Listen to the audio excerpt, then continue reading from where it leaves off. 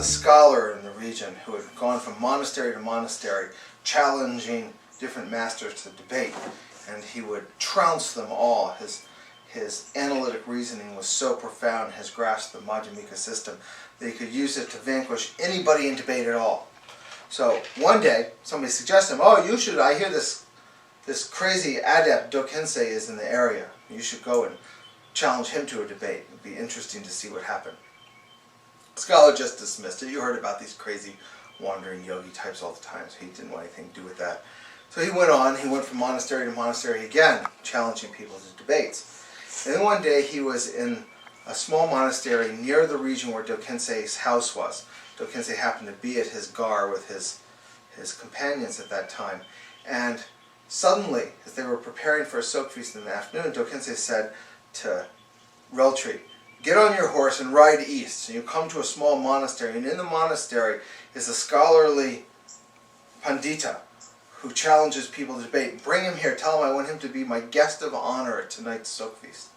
So Reltree goes off. He rides off, and he finds the monastery. He finds the scholar, and he says, my master, you may have heard of him, Do Khyentse Yeshe Dorje. He's a great adept of the Nyingma lineage, and he's asked me to invite you to come to our gar and be the guest of honor at our soak feast. As scholars tend to do. Scholars tend to be somewhat inflated with arrogance. The scholar felt very proud. Oh, this master. Then he remembered a little, like, oh, that's the guy's name I heard before. He said, he wants me to come. He must have heard of me. He must have heard of my scholarship. Probably wants me to come and teach these nakbas, because the scholars often look down on nakbas. Probably wants me to come teach these nakbas a thing or two. They have very little learning. Just some magic spells, but very little learning. So he goes with Reltree, and they begin to head back to Do Khyentse's gar. And along the way, Reltree is saying, yeah, it's so rare, it's very unusual. My master never invites anybody to come to our soak feast. He never invites any, I've never heard him refer to someone as a guest of honor before.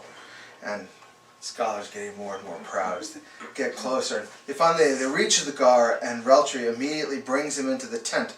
There's a nomad's tent set up, and on the floor there's beautiful soak feast is laid out. There's lamb and barley soup, tea, and all kinds of chang, and delicious looking feast is laid out. And to the right of Do Khyentse there's an empty seat, and the scholar is brought to the right hand side. Then it's the place of honor. So the scholar is brought to the right hand seat of Do Khyentse, sat down there, and Do Khyentse himself fills a big platter full of food and puts it in front of the scholar. And now the scholar's really, he's feeling so puffed up, you know. He's feeling really good, like the master himself is serving him with his own hands and seating him in the place of honor.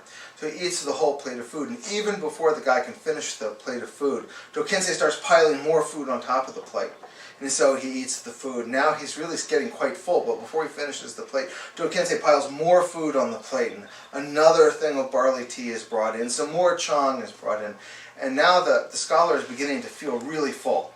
But there's rules of politeness, so he says to himself, and he says, I don't want to eat anymore, but it would be incredibly rude, and I'm being treated as such a guest of honor if I didn't actually finish the food. So he figures, looks around, he sees they're almost out of lamb, they're almost out of grains. He starts eating this third plate of food. And just when he's about halfway done, Do Khyentse motions at the door of the tent, and a whole other platter of lamb and grain is brought in. More barley, more chang is brought in. And Do Khyentse starts loading the guy's plate back up. And he takes the food, and he looks kind of hesitant. Do Khyentse suddenly, his whole demeanor changes. He looks very angry. He says, do you not like my food?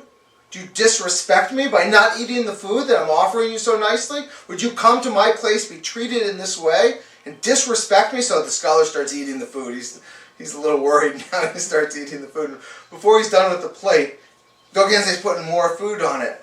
And he's scowling at him. Now Do Khyentse is scowling at him in this kind of angry way. And he moves his chuba so his big knife sword is showing. And finally, the scholar can't take another bite, and he rushes out of the tent and begins vomiting on the ground outside the tent. Do Khyentse comes out, and he's laughing uproariously, just laughing his head off. And finally, when the scholar quits vomiting, he says, this is so mean. Why do you treat me so meanly? You come here, pretend I'm your guest of honor, forcing me to eat and forcing me to eat until I'm vomiting all over the ground. That's so rude. Do Khyentse says, if that's rude, then what is it you, going from monastery to monastery, vomiting your undigested knowledge on anybody you can trap in a room? You stuff yourself so full of knowledge that you have no realization of, no understanding of. You just vomit it out on people to show your arrogant superiority. Arrogance is not the way of the Buddha. Arrogance is not the teaching of the Buddha. And suddenly the scholar actually understands. He gets that this is a teaching lesson. The whole event was an act of deliberate compassion set up very carefully. Do Khyentse was a poet of circumstances. He created circumstances in which people could learn about themselves. And then Do Khyentse became very warm and kind, and he said to the scholar, if you would like to learn how to digest your knowledge, this is the secret that we Nakwas have. We don't gather endless books full of knowledge, but if you would like to learn how to digest the knowledge of the Buddha's teachings so that it becomes what you are, then this is something I can teach you. This is a very important story because it's not enough just to learn facts and figures. It's not enough just to learn Tibetan phrases or Sanskrit mantras. You need to understand what you're doing and why you're doing it, and then practice in a way that you digest the knowledge of the Buddha's teachings. Then we become different people.